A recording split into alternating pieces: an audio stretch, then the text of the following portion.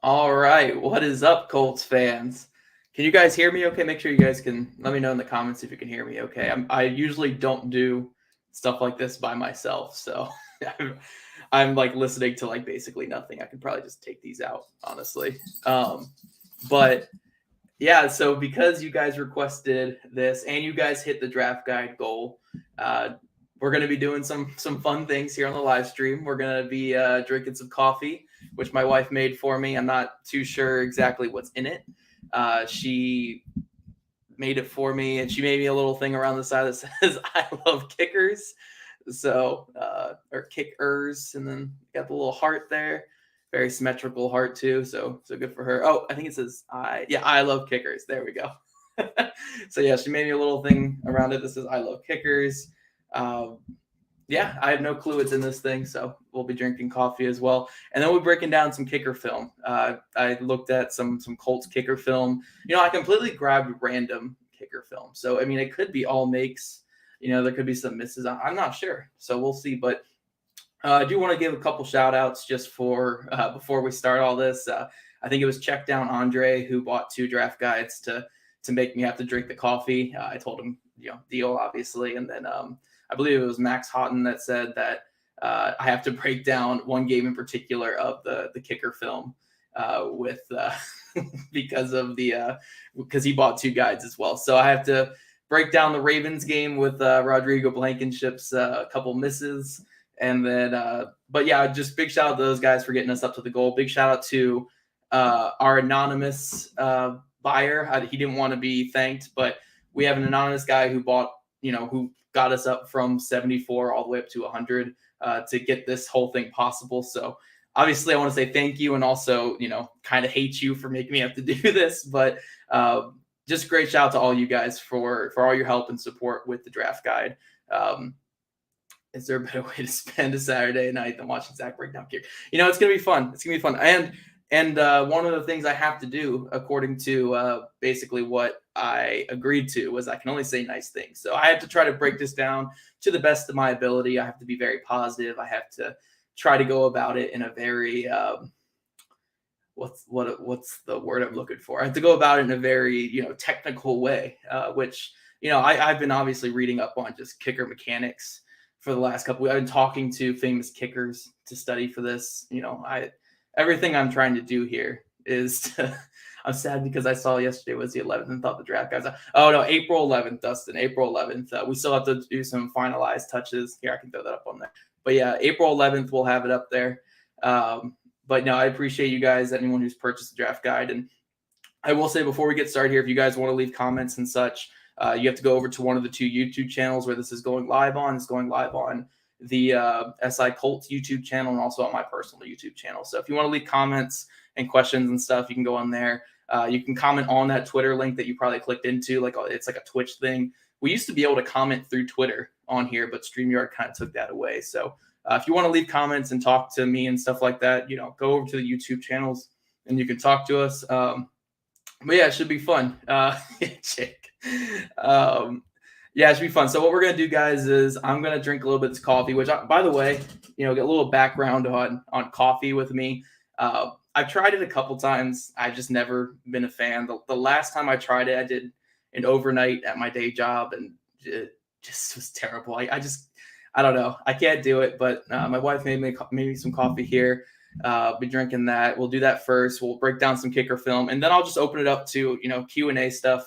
If you guys want to talk about the draft, the Colts, anything really. I mean, we can talk about rumors and stuff that I've heard. Wherever you guys really want to go with the Q&A, we'll have some fun with it and talk a little bit. But first, I got to drink, I guess, some of this coffee. I think she made me hot coffee, so I'm a little nervous that it might burn. But yeah, we'll drink some coffee first. Oh, Jesus. Yeah, that's terrible.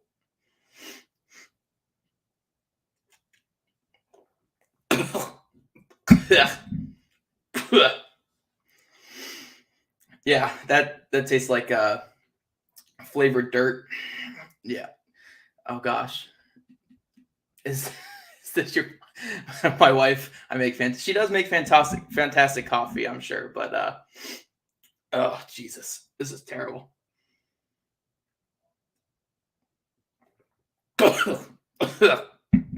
Oh,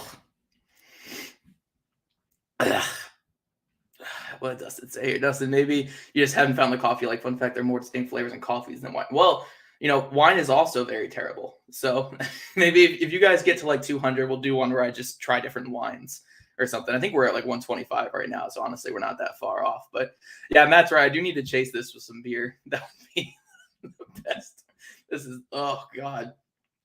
This is so bad, guys. This is terrible.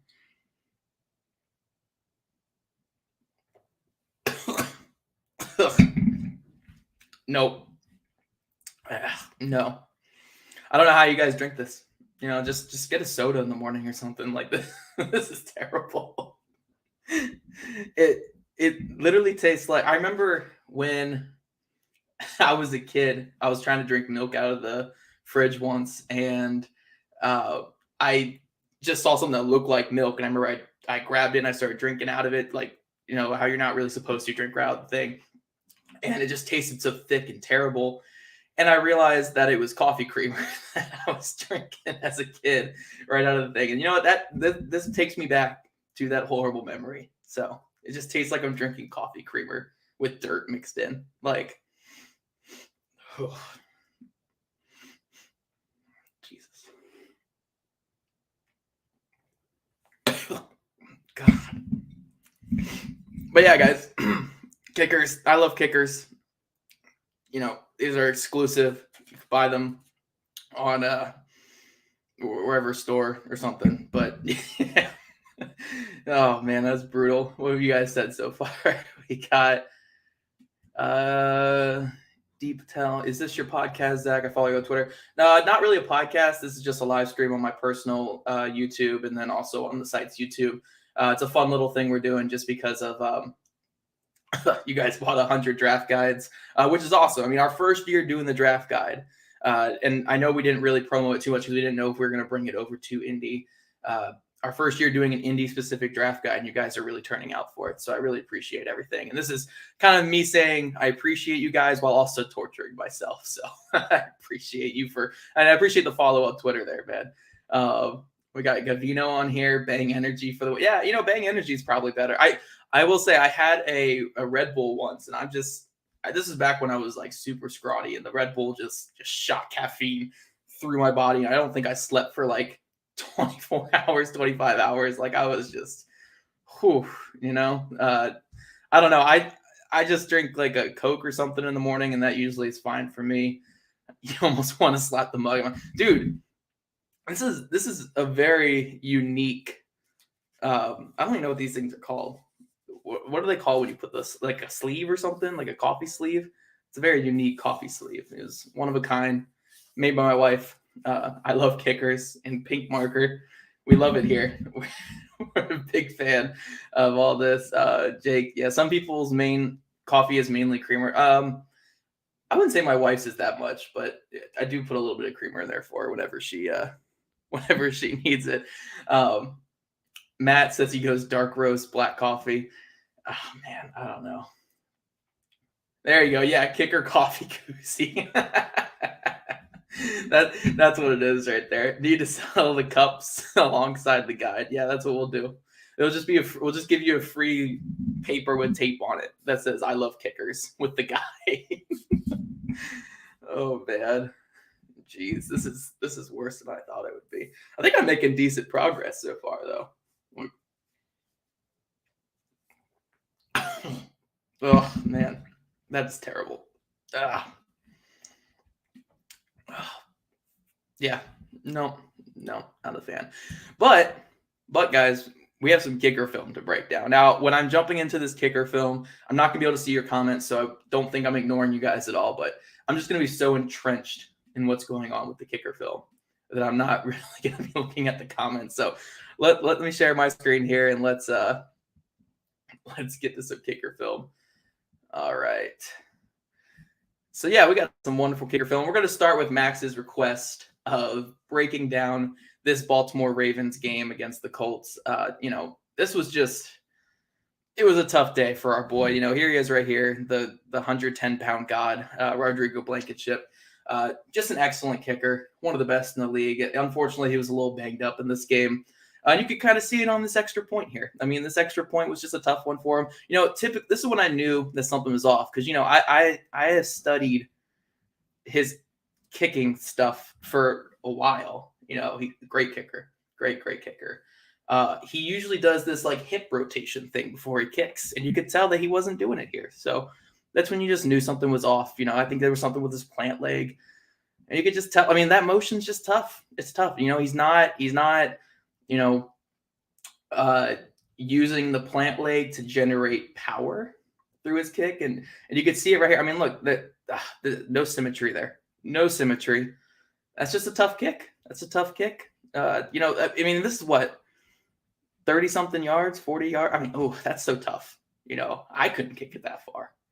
So I totally understand. I mean, he came close. He came close. I mean, he only missed it a little bit. And this was an extra point. Extra points are very difficult to make nowadays. But it all starts with the first step is just, that first step right there. It's just a little off, and that throws the whole thing off. The hold is good though. Hold is good. Blocking's mostly good up front. Laces out. I know that from Ace Ventura. Laces out.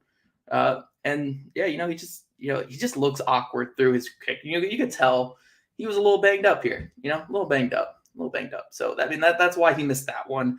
But this one here, this one was a little bit of a bigger kick. This one was game on the line. If he makes this, the Colts beat the Ravens, and then they end up in the playoffs. If and you don't know how the rest of the season's going to go, obviously, but if he makes this kick, the Colts have one extra win at the end of the year. And it's just another case where he was just banged up. Look at that bouncing right there. I do the same thing whenever I take a bad step at work, or if I do something embarrassing at work. You got to pretend a little bit like you're a little extra hurt. So he's a little banged up here. I think he didn't do his little hip rotation thing. You'll see it on the other clips. He kind of spins his hips a little bit. So here he's not doing his normal thing, and he's a little nervous. You could tell. It's a big kick, and yeah, again, just way off. Nothing looks right here, and you could tell he's just dejected. That's the last we would see of him for the rest of the year. So I had to go back to some earlier film to really make sure that Rodrigo Blankenship is involved in this breakdown, because I can't do a kicker breakdown without Rodrigo. It's Rodrigo we're talking about. Oh, ew. We got Rodrigo Blankenship here, and this is a long one. He's not known for kicking these super long ones, and this is against the Jacksonville Jaguars. A winning game for the Colts. Second half, he's gonna nail this. Like, it's not even close. He's such a good kicker. You could tell right here. Look see, he does the little hip thing. I told you guys. Look at this hip thing, right? This is when he's feeling good. He's feeling healthy. Wait. Boom, right there. Right there. That means he's got it. And you can tell it just looks so much cleaner, more fluid. They're going to have to do. Look at that. Look, they know it's in. High fives. Oh. I guess he missed it.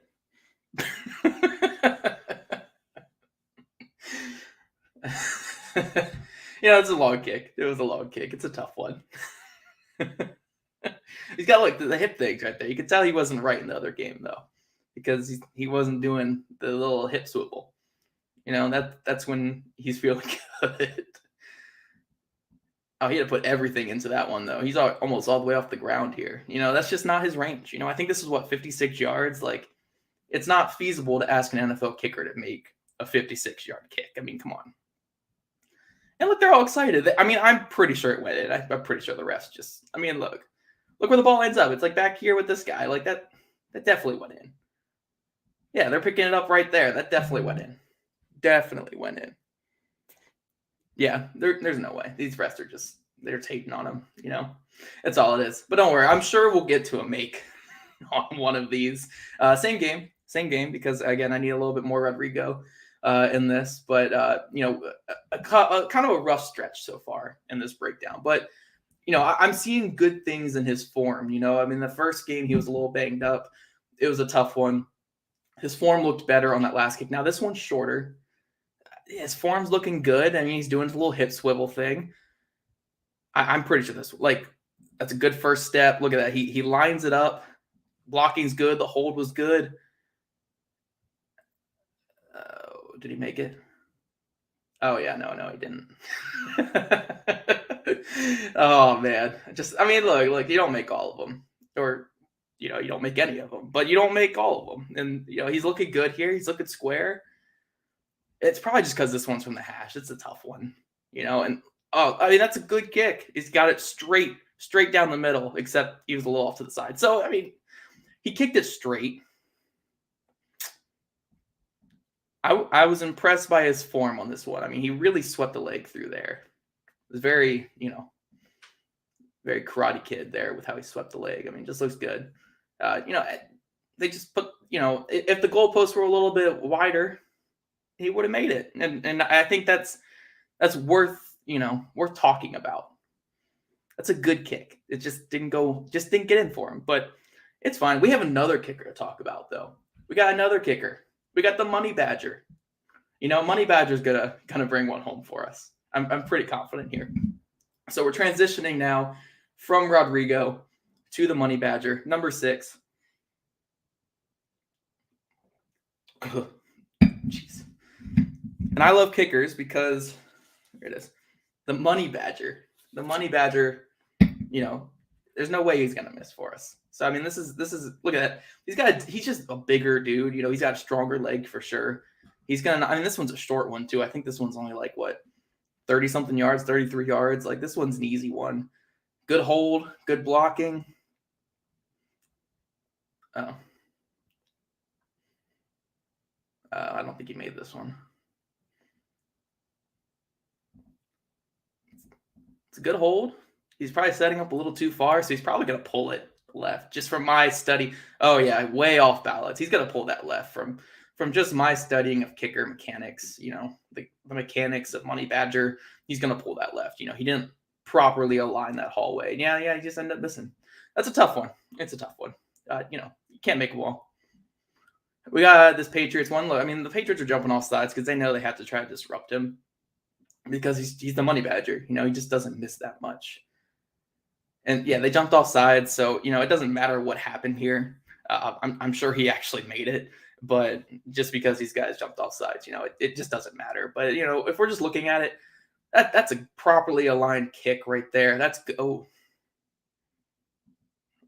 all right. It didn't count. It didn't count. It didn't count. So we got the next kick. He got a redo basically on this one. So I'm excited about this one. This one should be good. Right? Oh! I think we're about to get one. Yes! We made one. Yes. Look at that form, though.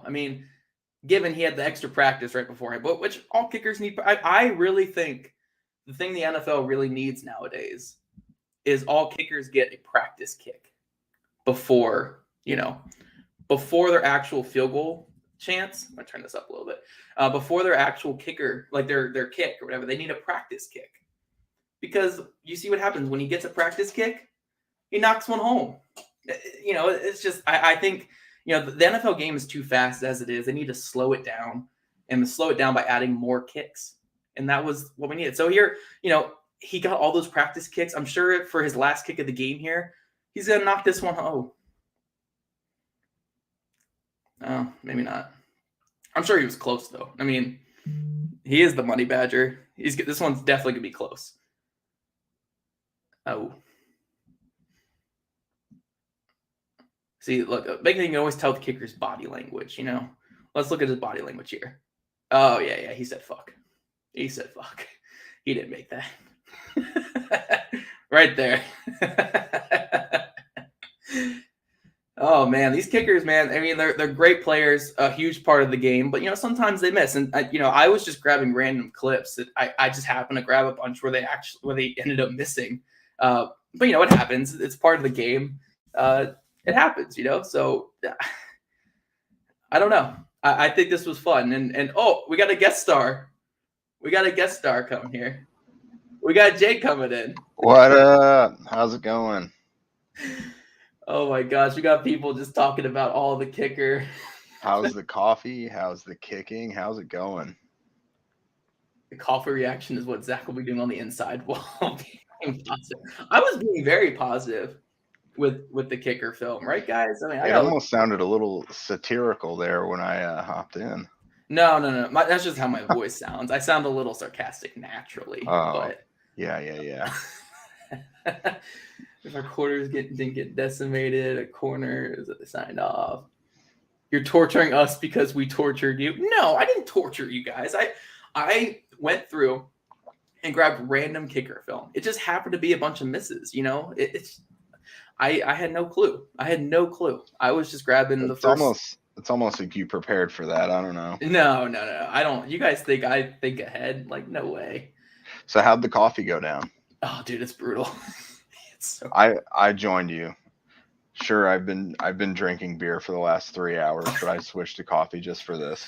I will say, sip like 20 something is better than sip 1. Now, did you see what my wife made me? Look at this.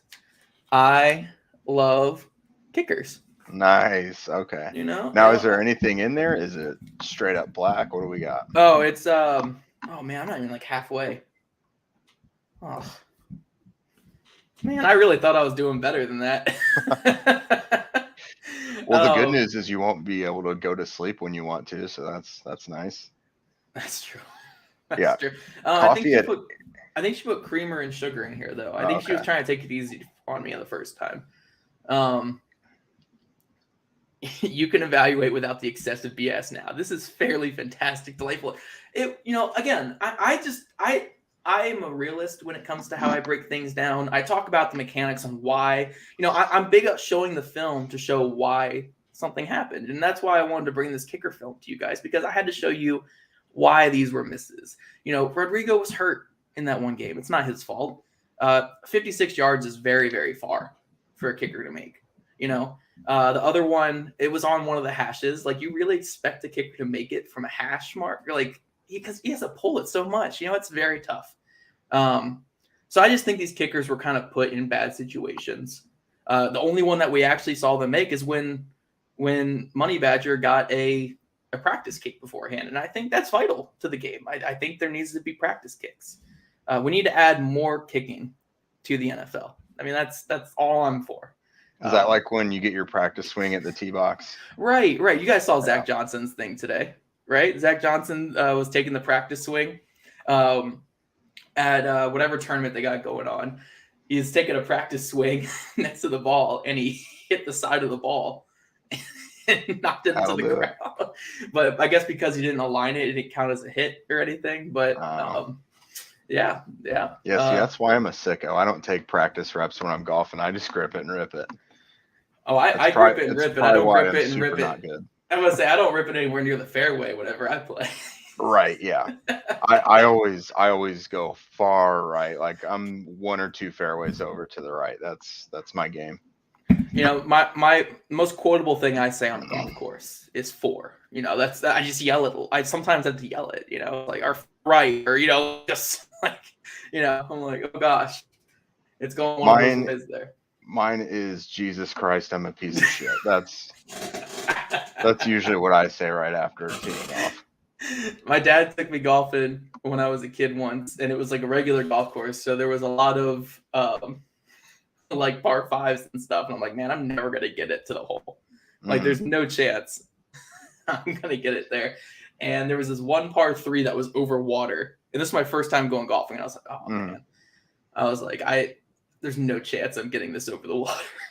And I closed my eyes. And I swung.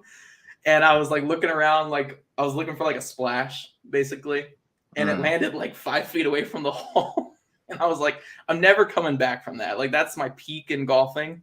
I'm just gonna stick to Top Golf and drinking some beers. Yeah, at least with top golf, there's nets. The most infamous thing I've ever done on a course between me and the people I golf with is I topped a ball so hard went teeing off once that I impaled it into the ground like 2 inches in front of the tee. None of us could find it. We thought it, I hit it 200 yards in the air or whatever. Finally, we looked down. It's buried in the ground right in front of the tee.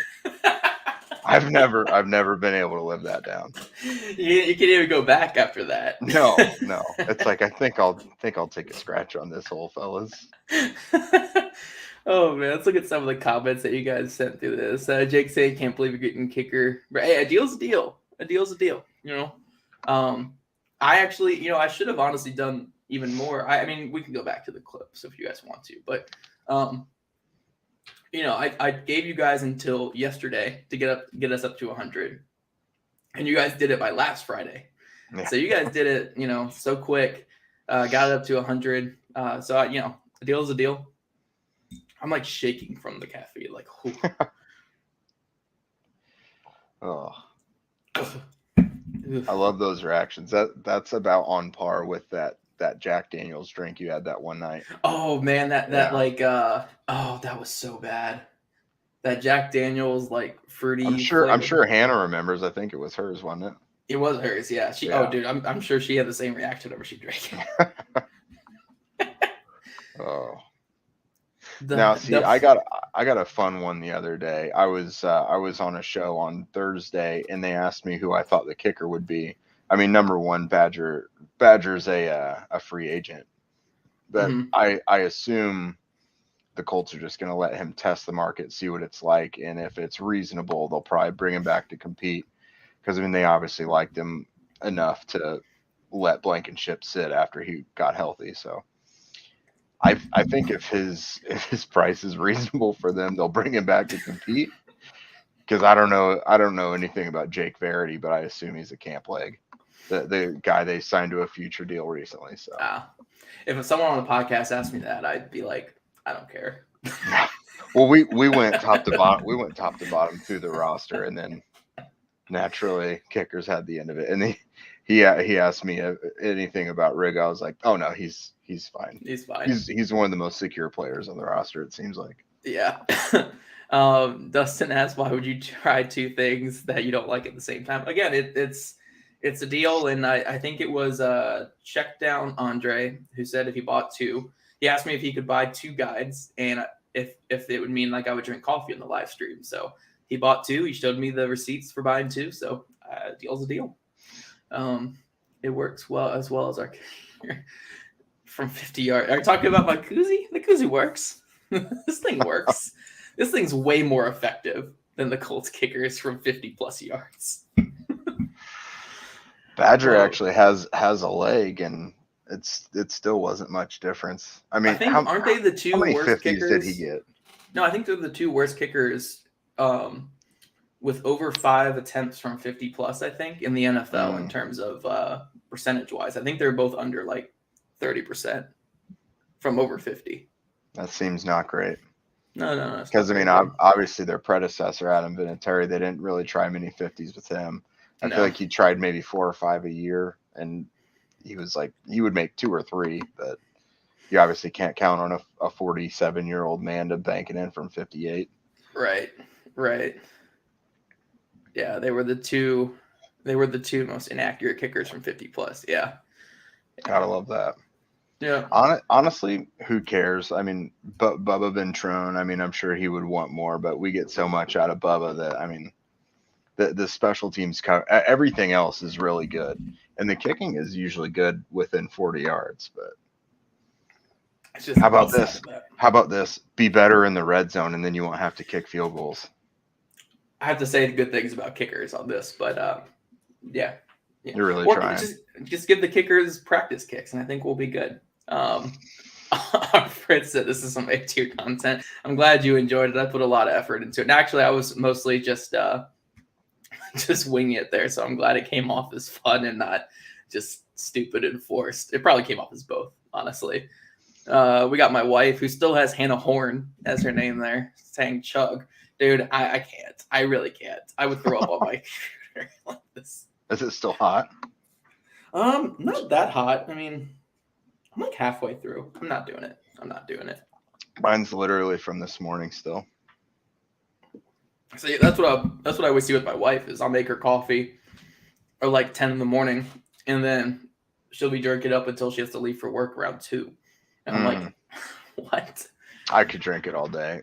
Literally during the draft when I have to stay up almost all night.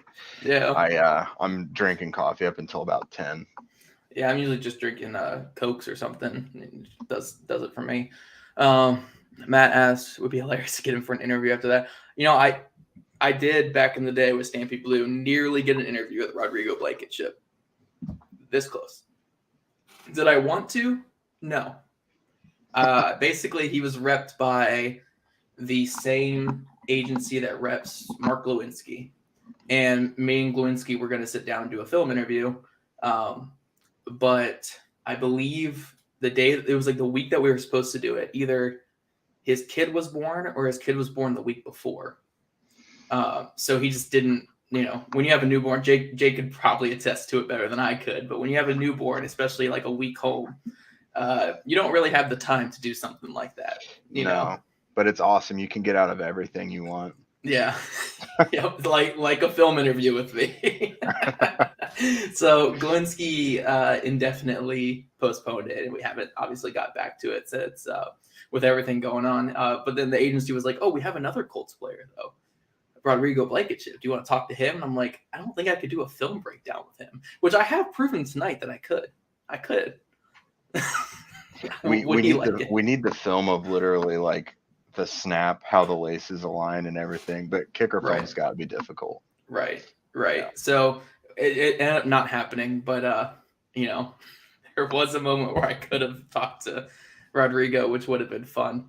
I could have asked about his Lego collection. Yeah, I mean that nobody asked him about that ever. Yeah. That's all anyone ever wanted to talk about when he was a rookie. That was weird. I guess it's quotable stuff. Yeah, everything's for a story. But yeah, guys, now that the kicker film, we've gone through that. I'm still drinking this coffee. We could open the floor to whatever questions you guys want, Q&As about kickers, which I know Curtis has a kicker question there, I think. I'm actually gonna have to leave you hanging. Like I told you, it's mom and dad movie night where we're gonna attempt to stay awake.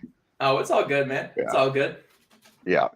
All right. Jake just wanted to jump in for a guest that he wanted to see me do the coffee because he didn't actually believe what happened. So that's what we got going on here. It looks like it's going really well. It's going great.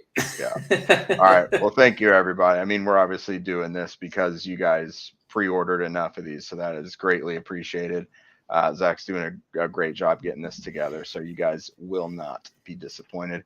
And if you haven't got one yet, just go to the bottom of any of me or Zach's articles. I think everybody else probably has it, but go to our articles, pre-order. It'll be dope. Yep, and it's my pinned tweet on Twitter as well. If you guys are joining us from Twitter, you guys will be able to see all the draft guide stuff, and we'll have more deals. We had a donor that got us up to 100, and he's letting us give some of those away. So we will be doing more giveaways and more fun things like that to get this to you guys at a discounted price, or even some of these free to you guys. So just keep showing that support, and we'll keep throwing this out there to you guys. Yep. All right, we'll see you guys. Thanks, Zach. All right, see you, Jake. All right, y'all. But yeah, we'll open up the floor here. Whatever Q&As you guys want to talk about, anything from the Colts to draft to stuff I've heard, all that. Whatever you want to talk about, we'll have fun with it while I'm finishing up this coffee, because I will finish this and I will show you guys when I'm done. So we'll stay on here until I get this thing all finished up. But we got Grady asking about favorite position group you have evaluated for the draft. So with the draft guide, I'm only really focusing on 3 positions. I've been focusing on edge, offensive tackle, and interior offensive line. Now I have, branched out a little bit and watched a couple of the other positions, but I would say edge has been my most, my favorite one that I've enjoyed the most. It's a really, really deep class. And honestly, last week, I basically, or 2 weeks ago, actually, it was 2 weeks ago, I basically wrote up every single one of my reports on, I think, 25 edge players that's going to be in the guide. So I really went deep into this edge class, and I came away really impressed. I think I have, I want to say, all the guys in my top 22 have a 4th round or higher grade. So I'm really high on this edge class. I think it's got a lot of really good players, and I think the Colts, even though they just took 2 edge guys last year, could go with another edge because this class is just so deep. We got Curtis here, Curtis Mitchum. Do you think the Colts' strategy at signing a kicker without range has anything to do with NFL trend of being more aggressive play calling after passing the TO, the T0, probably the 50, I'm guessing, or after, I don't know. Yeah, I don't think they're actually like aggressively looking or like looking for kickers with no range. I think they're just looking for accurate kickers, especially accurate ones within 30, 40 yards. And if they have the range past that, that's great. They just happen to have the ones that don't have that range past there. So I don't think it's what they're kind of looking for as a kicker without range. They just kind of happen to keep stumbling upon them. But it's not like it's been terrible. I mean, obviously Vinatieri's was a bad season a couple years ago when he was on his last legs. No pun intended. And Rodrigo, for the most part, his rookie season was good. Money Badger until the end this past year was good. So, I don't think the Colts kicker has really been too much of an issue. But my typical me will call it out whenever they do miss one. Just that's who I am as a person. My wife asked, so kickers deserve rights. They deserve the rights and their lefts. They deserve both of them. I'm all for it. So I wouldn't take those away from them. We demand Sanchez film breakdown. Look, if you guys can keep getting those draft guide sales up, I'm sure we'll do more stuff like this because you guys are turning out for this live stream pretty well. We'll definitely get more of this stuff going. If you guys keep getting it up, I mean, we'll probably do another thing like this if we get up to like 200, which I think we're already at like 125, 130. So we're at a pretty good range, but let's definitely try to get up to 200. And, I could do a Rigoberto Sanchez film breakdown. I could do a Luke Rhodes breakdown. I don't know what you guys want me to break down, but we could definitely do more stuff like this if you guys keep getting those draft guides up. Dustin, here, let me take another swig of this, or we'll be here all night if I just stop drinking and just answer questions. Oh, that was a big swig. I'm already expecting there to be like GIFs and memes of me on Twitter after this because, if the Colts were to package 42, 73 in next year's pick for Washington, which I will say, Dustin, just to kind of clarify a little bit here, they can't use that pick because it's a conditional pick. But what they would do is just use the 3rd rounder from next year or something, like their own 3rd rounder, because they'll have that Washington pick. But I get what you're saying. I'm not trying to mansplain it for you or anything.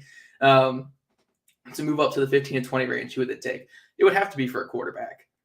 Maybe they have like this difference maker in mind that they have to fly all the way up there to get, but it would have to be for a quarterback. Guys like Desmond Ridder would be in that range. Kenny Pickett might fall there, which I know so many teams are really high on Kenny Pickett. So if they're going to move up to 15 to 20, it would have to be for a quarterback if you're going to use all of those picks, because you won't really have any other picks after that outside of the 3rd they got from Washington. So if you're going to fly all the way up that high, it's got to be for a quarterback, I think.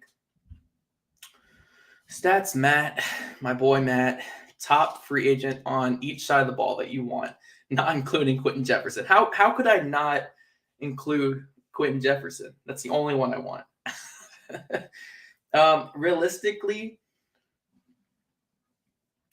Realistically, top free agent on each side. It's not going to be one that people agree with on offense, but I don't think the Colts need to go like big splash for a wide receiver. I don't want like an Allen Robinson. I think throwing all that money at a free agent receiver is just a recipe for disaster. We've seen it with, the Corey Davis signing, Curtis Samuel signings across the league, Kenny Golladay. All were just kind of disasters. Now those teams are stuck with those contracts. But one I really like is Byron Pringle from the Chiefs. He was like their 4th receiver this past year, caught a bunch of touchdowns, had a breakout season for them. And the Colts just need more depth at receiver. So I think a guy like Byron Pringle would be a really good fit for them. And on defense, if we're not doing Quentin Jefferson, probably Casey Hayward. They just, replace Xavier Rhodes with Casey Hayward. Your defense is around the same and at the cornerback group, maybe even a little bit better. because I think Casey Hayward's probably a better player than Xavier Rhodes right now. So Casey Hayward or Nwosu as well. I mean, one of those guys from Bradley's past. And then on offense, Byron Pringle is what I would go with there. Oh, man, you guys are throwing them all at me. Love it. Oh, jeez. That's terrible. Who's the most average player in this draft relative to their position? Most average player. Oh, that last sip. Wide receiver, Dontario Drummond from Ole Miss. He's like a 4.6 guy. He's got good film, not great film. I could see him as like an average player. A defensive end or edge, because that's what I've been grading. I think Isaiah Thomas from Oklahoma is kind of just an average player. I actually compared him to Al-Quadin Muhammad in the draft guide. So just to kind of throw that out there. So, yeah, I think those are kind of average play. I don't know. It's actually a big compliment to be an average player. If you're going to say, like, this guy's going to be average in the NFL, that's a great compliment to give a young player that's going into the draft. So I think those guys are going to be fine NFL players. So I would put the average tab on both of them, I think. All-time favorite kicker. Oh, man. I need a bigger swig of this.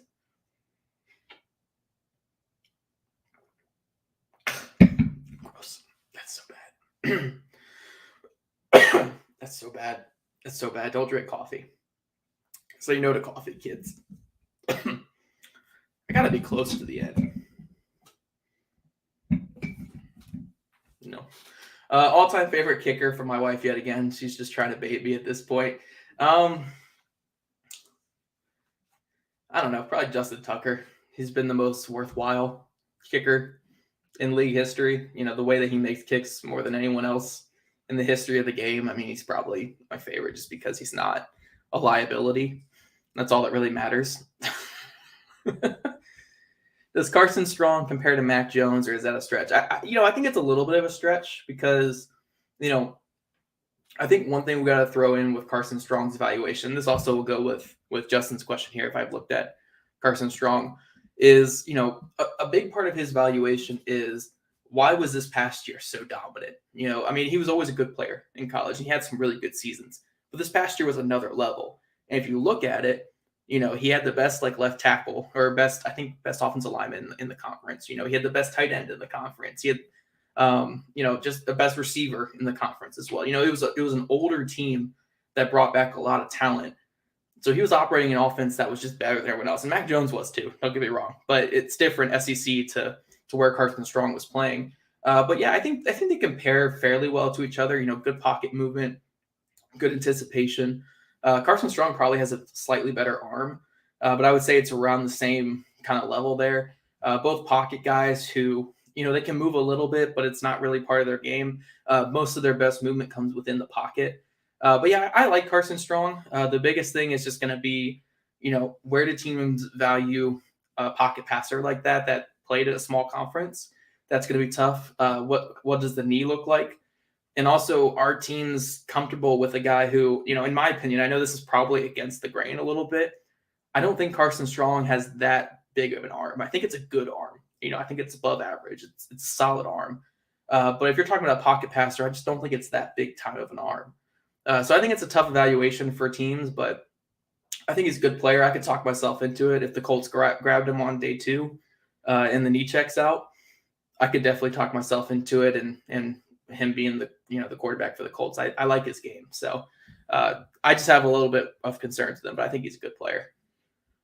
Matt asks, we need you to break down Ariza film for a draft. I need to get some of his film, but I guess I could do the YouTube clips or something of him. But yeah, he looks like, I got to clarify for the record. I'm anti-kicker. I'm not anti-punter. I think punters are very valuable, because they flip the field. And a guy like Ariza, he flips the field. You could be on your own 10, and he's going to pin the other team within their own 5. That's a huge asset to have. So Ariza, I think, is a great player. And honestly, I would never draft a kicker, but I would draft Ariza in this class. Absolutely. Not for the Colts because they have Rigoberto, but I would draft Ariza on day 3 for sure if I were a team that needed a punter. Break down Wentz left-handed throws. Man, I don't know if I could do that. I don't know if I could do that. That'd be a little painful. There was a lot, actually. There was like 4 or 5 of them this past year, man. Just way too many. Way too many. Mr. Real Colt asked, let's say the Colts sign Mariota. Do you think they still trade into the first or hold pat at 42? Oh, Jesus. I think they could do either. It depends if a guy they like is there in the late first. Oh, man. But yeah, I don't think Mariota changes draft plans at all. Mariota is what he is. He's a good player. He's someone who can, run a quick offense, who can run the ball a little bit. He's going to help the running game because a defense has to account for an extra rusher with Mariota back there. But he's not the guy. And if the Colts do sign him, he's not the guy. And the Colts know that too if they do sign him. So whether it's trading into the first to grab a quarterback, taking one at 42, or just not taking one this year and waiting for next year, the team, if they sign Mariota, knows they still have to get that quarterback of the future. So he doesn't really change draft plans or change any kind of plans really for the team. Curtis, did you scout any receivers? Not so for the guide itself, I didn't scout any, I didn't have any write-ups on receivers, but I did do some secondary grades and some cross references for them and stuff like that. So I did look at some receivers. If you guys look at my Twitter account, I'm very, very high, obviously, on guys like Alec Pierce and Christian Watson.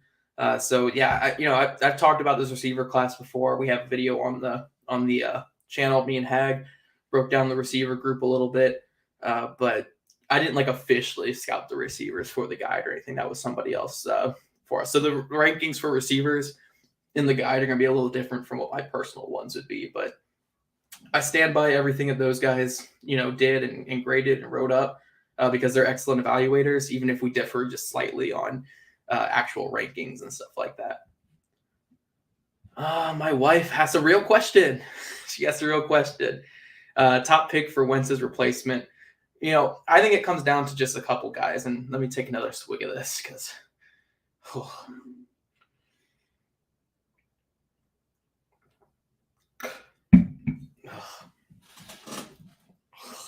I need a brush after this. Top pick for Wentz's replacement. I think it comes down to a couple options. If I had to put money on someone right now, I'd say Marcus Mariota is probably their plan A in free agency. I think through trade, Jimmy Garoppolo makes sense, and I think that's something they're going to pursue. Hopefully, it doesn't get to the point where they give up too much for him. And then other options, I was actually talking with Shad earlier, and Shad's in here. That I've known that the Colts have liked Andy Dalton for a bit. I don't know what he's heard or anything like that. I was trying to get it out of him, but it's hard to get stuff out of him. But I think they would like Andy Dalton potentially, which I know would make you guys sick. But I think Marcus Mariota is probably my bet for right now. I think Marcus Mariota is the guy who they'll end up going and then also addressing the position in the draft. There we go. We got Shaw jumping in there. What's up, bro? What's up, Shaw? I'm glad you could join us. I know you have a kid, so it's tough to get away and get to this, but I appreciate you jumping on, Shaw. We got talking about DJ Chark. Yeah, I think he might price himself out of the Colts range, but he's a guy who they could look at. MVS, Valdez, Scantling. They could. These receivers are just going to get, these receivers are going to get pretty high price. They always do. I mean, again, Corey Davis was what, $16 million a year, $15 million a year. Kenny Golladay was like 18 last year. These receivers, they get some crazy, crazy high prices in free agency. I'm all about the bargain bin shopping when it comes to receivers. Give me a guy like Byron Pringle, who he's like, what, 26, 27, I think, had his career best year. Can kind of do a little bit on special teams, can play all different receiver positions and just kind of add the depth to where if he does come in and he does just absolutely suck, he's just terrible. It's a depth guy. It's not someone that you're giving $20 million a year to, because when you pay a Valdez Scantling like what Kenny Galladay got or what Corey Davis got, and then he comes in, he's not good, which is very possible. You just are wasting, 16, 17, $18 million a year on an option that's never going to be more than like a role player in your offense. So it's kind of the Chris Ballard thing, don't give A money to B players or don't give A money to C players. So it's just tough. I mean, free agency receivers are something I like to stay away from. And I've kind of learned that the last couple of years.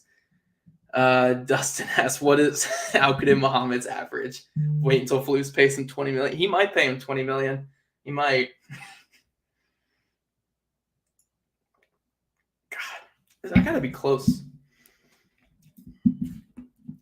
Is this thing like beer where like the last sip is the worst too? Like, I hope not. I hope not. Al-Qadim Muhammad is what will he average? I don't know. There has to be a prop bet somewhere though to bet on him ending in Chicago, because like he's got to end in Chicago. Like there's no way he goes anywhere else, right? Like Flus had to have traded Khalil Mack's contract just to bring in Al-Qadim Muhammad, right? Like they're going to give all that money to him. It might happen. I don't know. All I know is if I had to bet money on where he ends up, it has to be in Chicago. Gosh, this coffee. This is huge. Oh, man. Splash move on defense be more likely, considering the respective DC scheme and players you already have. Don't see big name receivers. Yeah, and again, I don't throw money at big name receivers in free. Like, yes, if Devontae Adams hits, throw all the money at Devontae Adams because Devontae Adams is that guy. But don't throw all that money at like. And I love DJ Chark. And DJ Chark was one of my favorites coming out a couple of years ago. But like, do not throw all your money at a DJ Chark. Don't throw all your money at a Valdez-Scantling. Don't throw all your money at a Christian Kirk. Those are not number one receivers. Don't pay them wide receiver one money, or you're going to be looking at the deal within a year or two. Like, how do we move off of this deal? I mean, that's what we got with Corey Davis, Curtis Samuel, Kenny Galladay. So I just don't think it bodes well to pay a big receiver. And like Deep Patel says here, and I hope I said that right. If I said it wrong at all, please let me know. But without having a quarterback, even if if it is like a Marcus Mariota or a rookie, it doesn't make sense to throw all this money at like a Christian Kirk or something like that. So I'm just out on that. I'd much rather just draft a receiver and then sign like a role player receiver just to add to that group. Out of all the big trades to happen, which one was the worst deal? Probably for Washington taking honestly, in a nutshell, I don't hate the fit of Carson Wentz to Washington. I think it made sense for them. They needed a veteran quarterback. They needed to start winning some games. And I think Carson Wentz could be fine for them. But to give up as much as they gave up, along with taking that entire contract, that has to be the worst deal. I mean, it has to be. They took that entire contract. Like, at least with the Cowboys one today, like, they got value back. They got some value, like nothing really. But they got some value back for a guy they had to cut, or they felt like they had to cut. Like, I don't know why Washington ate that entire contract, because I feel like Indy would have at least eaten half of that contract to get what they got back. To get back 2/3, a third, one of the thirds that could become a second, and moved up from 47 to 42, and they got the whole contract gone. Like, that's a ton for a quarterback who the team was adamant that they were moving on from no matter what. I just think it was a bad deal for Washington in that sense. Like, again, I don't hate it in a nutshell, Wentz being in Washington. I think it's fine for them, but man, eating that entire contract, they did not have to do that. I don't know. I don't know why they did that.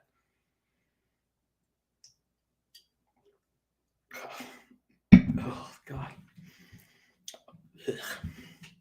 This shows how much I love you guys, by the way.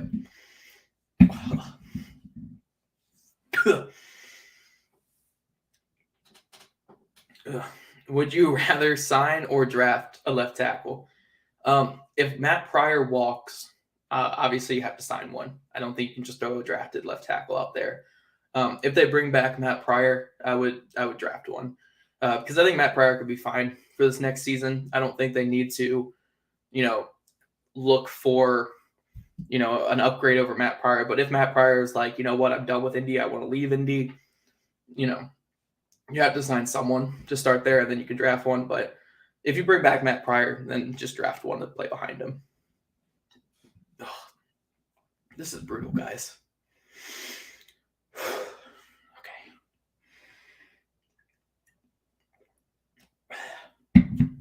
It's like I'm talking, so I want to wash it. I want to like clear my throat and stuff, and then the only thing I have here is this coffee. Ugh. All right. How do you feel about Dare Rosenthal? How far away is he from developing into a starter? I actually really like him. I haven't finalized my grade yet, but I think I'm going to have like a late 3 or an early 4 on him. I think he's got some good film, great size. I think he's a good athlete, not a great athlete, but a good athlete. Great length. He's one of those guys who just looks the part. He needs a lot of work with his footwork. And thank you. I got some water to wash it down. I'm feeling good right now. Oh, man, that's so much better. But no, I think he can be a good left tackle in the NFL. He just needs a lot of work with his feet, with his hands, with his proper strike points.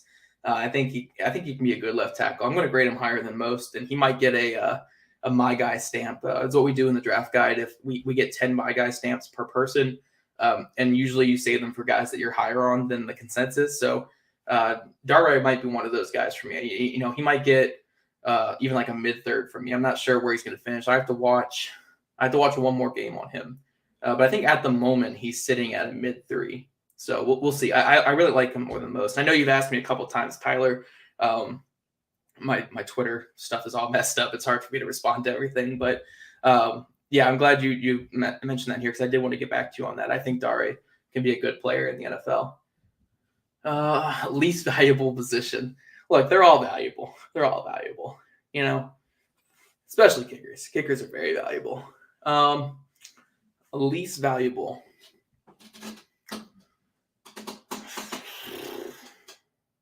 Fullback, I guess. I guess fullback, it's just,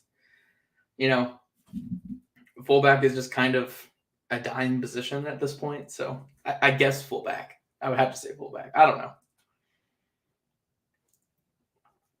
You guys know my wife made me do this stream on a Saturday so she could watch and comment. And she's actually asking pretty good questions. I mean, a couple of them were kind of baiting me, but for the most part, she's asking pretty good questions. I'm proud of her. And she made some coffee. I'm not going to say good coffee. She made some coffee. Who were some prospects at quarterback next draft outside of Young and Stroud? There's a couple interesting guys.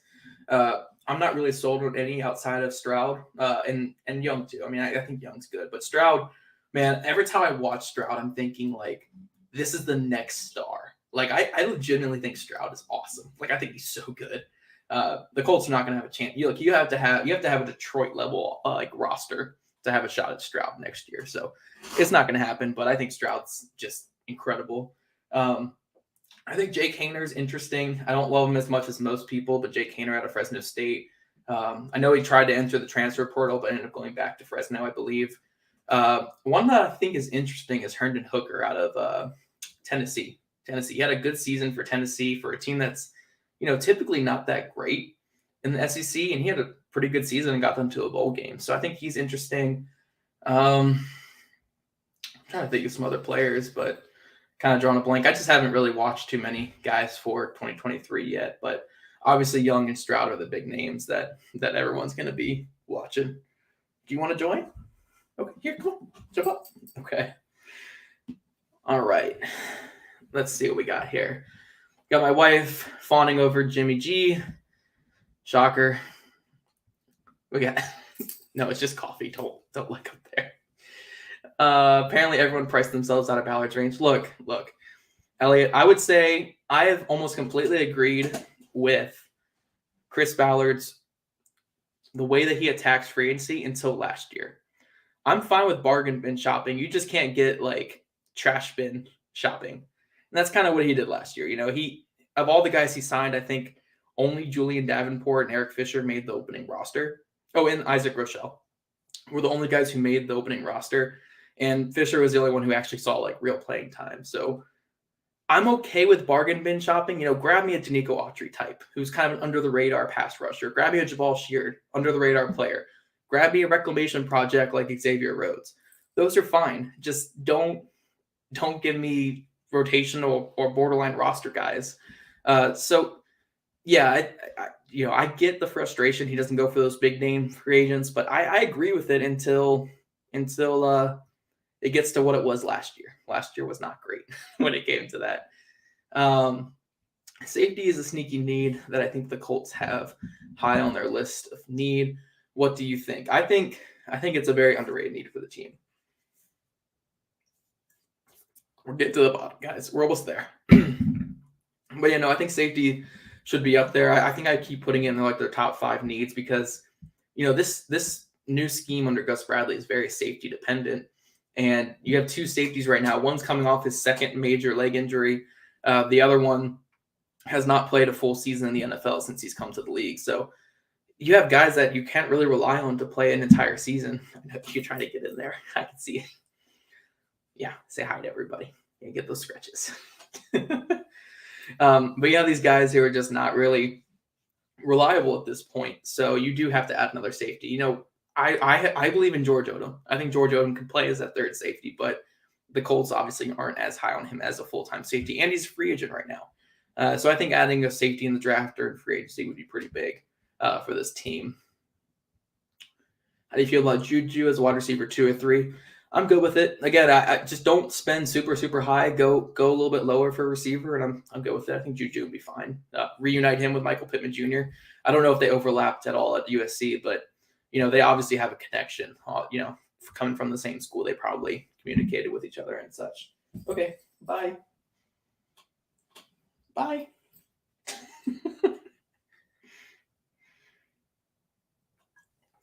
Yeah, I'm just trying to get up to your guys' questions right now. Curtis asked, what were thoughts of David Bell? I always knew he was more of a technician, but I didn't think he'd be that slow. Yeah, I would say in the draft community, we kind of knew he would test pretty poorly. It was kind of expected, and that's why I think consensus was a lot lower than what fans had him at and such. But honestly, I think Hag said it well when we talked about receivers. He's very Jarvis Landry type, which is good. It's good to be a Jarvis Landry receiver because that means, I think Jarvis Landry's had 2,000 or 3,000 yard seasons, a couple hundred catch seasons. That's a great career in the NFL. I don't think David Bell is going to be a top tier receiver or anything, or even maybe a wide receiver too. But he could be a really good slot guy, technician underneath. He's got strong hands. I like David Bell. I'm just gonna be a lower on him than most because this is a good class, and you got to have athletes in the NFL. And David Bell's more of a technician than an athlete. So it's tough. You guys are talking a little bit about Tyrann Mathieu and Quadri Diggs. I like both those guys, so I think they need that safety regardless. If they don't go quarterback at 42, Sky Moore or Wandell, I don't think they'll go either of those guys. You guys can check my Build-A-Ballard piece, but I will say when it comes to the Build-A-Ballard series and kind of what I look for when it comes to fits, traditional fits for the Colts, I would say receiver is probably my most accurate series. That's my most accurate one, and it's always guys who are over 6 foot, guys over 200 pounds, guys who jump out of the gym. And I don't think Sky Moore or Wandell are really the bigger type of receiver they go for there. An Alec Pierce, I think, fits a lot better. Christian Watson fits a lot better. So if they do stay at 42, I think you would look more at those guys. And both those guys are Senior Bowl guys. And, Chris Ballard loves himself some Senior Bowl guys. So he would go probably with more of one of those two guys than go with a Sky Moore or Wandell Robinson, even though I love the film of both those guys. I think both those guys are great. So they could go either way. But I think it would be more of a Senior Bowl guy or a bigger type of guy that they would go with. Oh, man.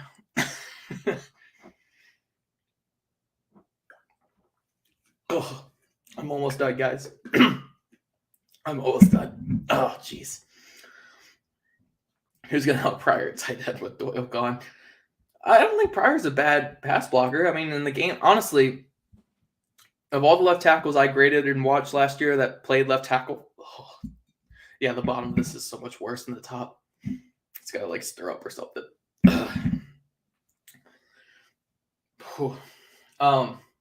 Of all the players I graded that played left tackle for the Colts last year, he was by far and away the best pass blocker, but not even close.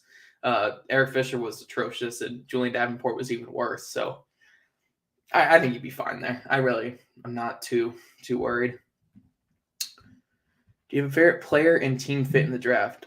So one of my favorite players in the draft is actually a guy who, if you guys are on my channel watching this, go over and watch the interview with Jeffrey Gunter out of Coastal Carolina. One of my favorite interviews I've ever done. Just a really likable guy. I mean, honestly, it's hard to connect with players when you do these interviews because, they do so many interviews. It's really hard to connect with them. But Gunter and I hit it off right away. We were just joking around throughout the whole interview and had a lot of fun. And I loved him on film. I think he's a great player. And I would say the best team fit for him is actually the Ravens, just because, Gunter is a former, I believe he said he was a former safety in high school. So he came down and played edge in college. But anytime he went out in coverage, he covered like tight ends up the seam and covered them perfectly in man coverage. And it's like, this guy could be a perfect Baltimore Ravens edge with how they used Tyus Bowser and how they used Matthew Judon when he was there.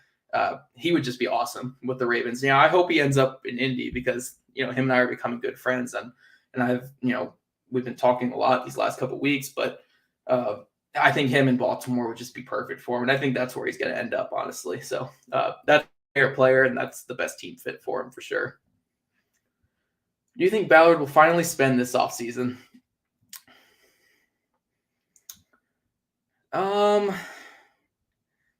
You got to define spend, I think. I don't think it's going to be big fish hunting, but I think he'll bring in some guys. I think, if I had to put guesses down, I think we'll see someone like Mariota or someone at quarterback come in free agency. We'll see Casey Hayward and or Quentin Jefferson come in for sure. And those are much bigger signings than anything we had last year. I think Uchenna Nwosu is an outside shot. He might price himself a little too high for a guy who really didn't have the production to warrant it. So I could understand Ballard kind of leading off that. But I think he'll sign. I think he'll use free agency this year the way it's supposed to be used, which is going and getting guys at good values and players who have something to prove and that can be good role players for your team, which he didn't do last year, but he's done in the past again with the Danico Autry signings, with the Jabal Sheard signings, with Xavier Rhodes, with all these other guys that have come in and actually played some meaningful snaps. He didn't do that last year with free agency, and I think that was the biggest letdown. So I don't think it's going to be like, I don't think it's going to be anything like throwing big money at Allen Robinson, but I think it'll be kind of these mid-tier, like mid-level signings, like you're supposed to use free agency. So I think you'll spend some money this year for sure. Yeah, I need a drink before this one.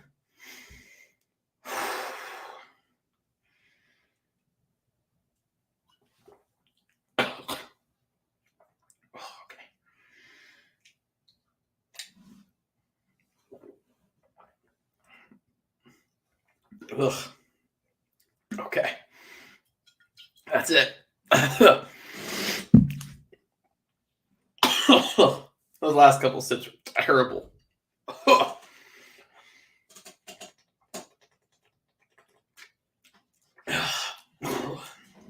My eyes are like watering from that one. Jeez. Never again, guys. Never again. All right. You see Kenny Moore recruiting Watson on Twitter. I know you hate Watson. Yeah. I don't want to talk too much on anything to Deshaun Watson, but yeah, it wasn't a great look for sure.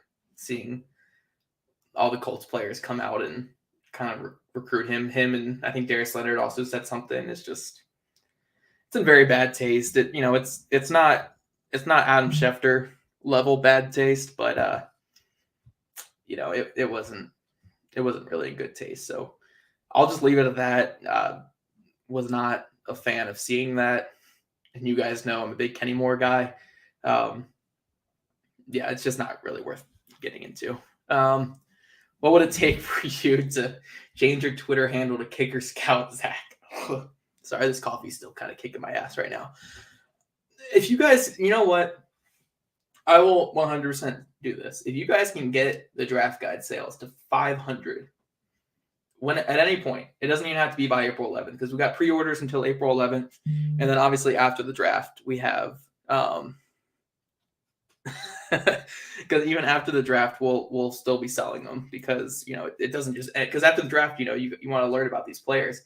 If we get to 500 sales at all on this draft guide, I will 100% change my name to Kicker Scout Zach, like for the whole season, for this whole entire upcoming season. Kicker Scout Zach. If you guys can get to 500, I think we're at like I think it's around 130, 140 right now. So if we get to 500, I'll certainly change it to Kicker Scout Zach. Do you think Ballard might be under pressure from up top to spend money on J.C. Jackson or Chandler Jones side? I don't think so. Mainly because, sorry, this coffee, guys. I covered Washington for a couple of years, and I grew up a Washington fan. I know what it looks like to see. Sorry, my wife just texted me if I agree to wreck my entire brand. Look, I will sell out for the 500 sales. I will sell out completely. But when it comes to this question here, I covered Washington. I've seen what a meddling owner looks like. And I don't think Jim Irsay's. I think Jim Irsay's just a passionate owner. He's a guy who's going to talk big. And I do think he's impatient. And I 100% get why he would be. But I don't think it's at the point where he's going to take over and say, like, hey, you have to spend big, or hey, we need to win this year. I really don't think he's that kind of owner, at least from what I've seen. I've been here since 2018, and I could say since then, I just never have seen him as the type to where it's like demanding, he's going to let them do their thing. And even though it is getting to the point where it's like, you guys got to start doing something, but he's going to let them do their thing. And if it doesn't work, changes will be made. But I don't think he's going to put pressure on them to make these big splashes or anything like that. And I know people keep saying like, oh, all chips in. It's like, that's just an owner who's passionate.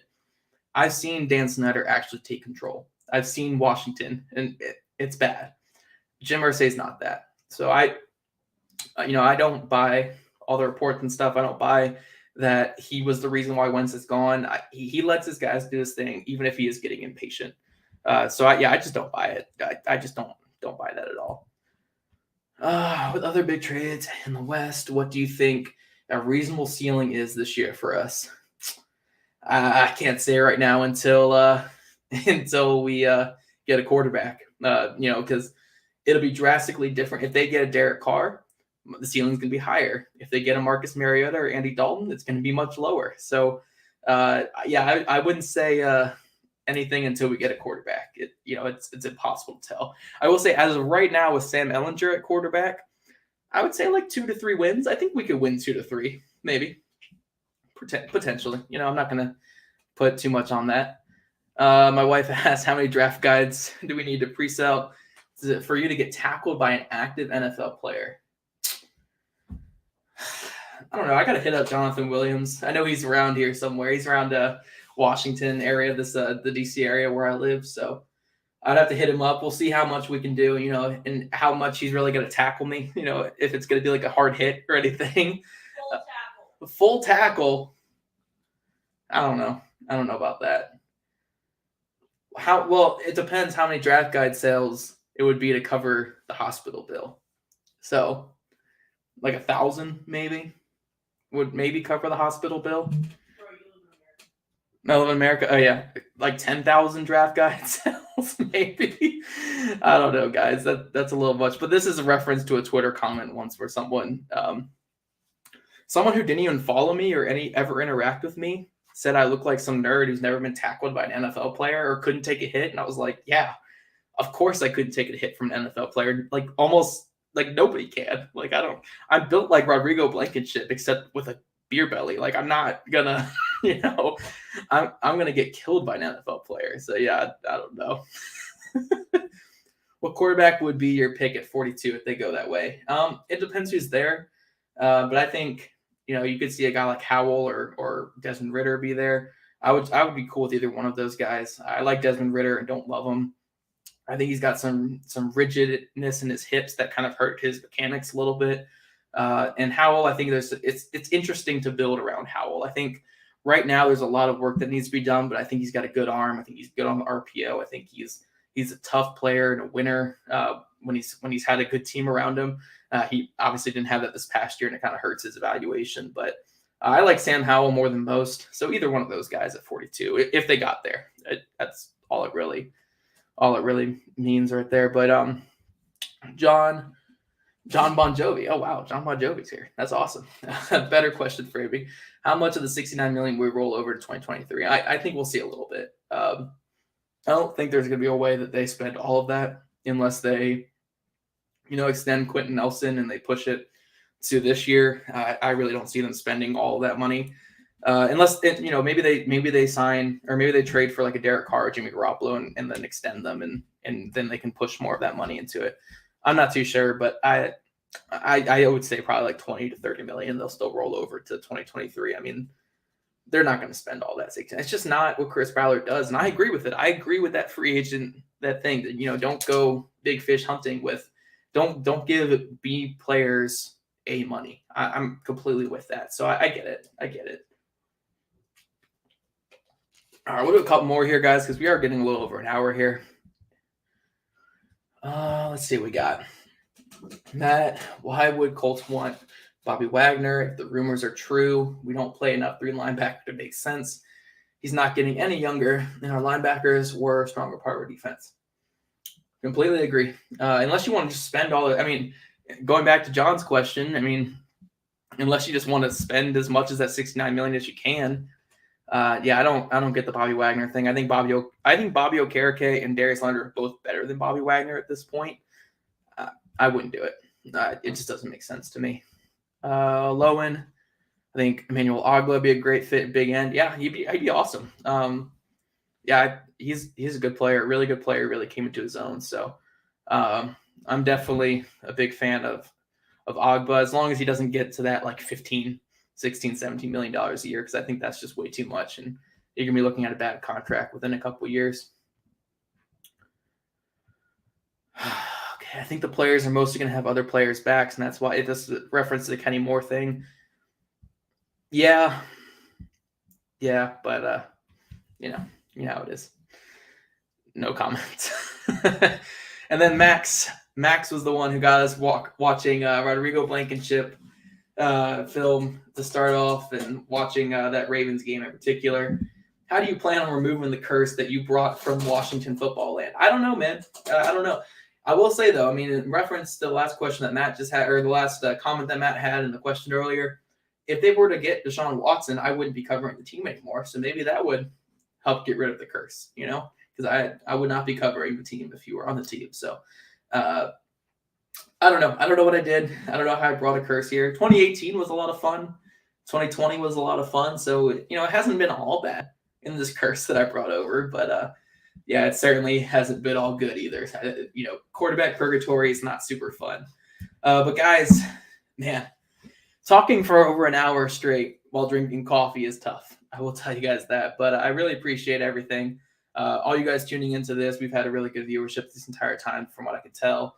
It's been a lot of fun breaking down the kicker film, which is only like 20 minutes of this hour and 20 was breaking down kicker film.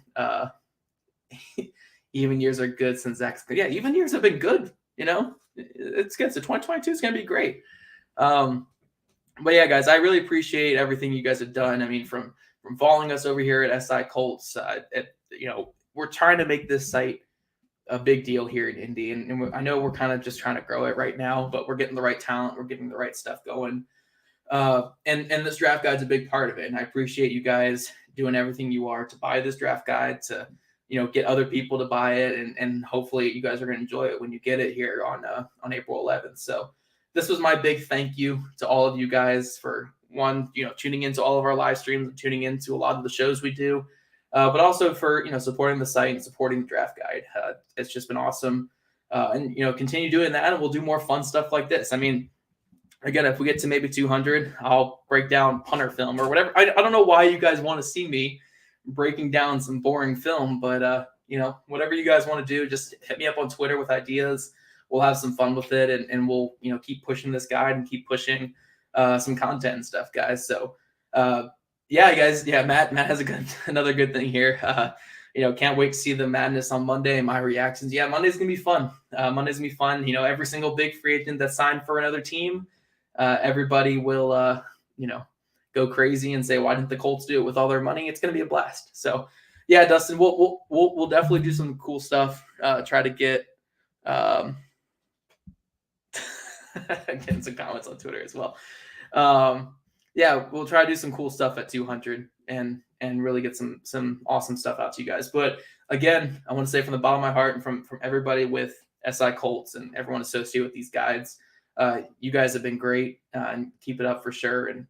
And I appreciate you guys. I appreciate you. So I'm going to sign off now. But again, thanks for tuning in and spending your Saturday night with me, watching me drink coffee and making some of the faces I made. I appreciate it.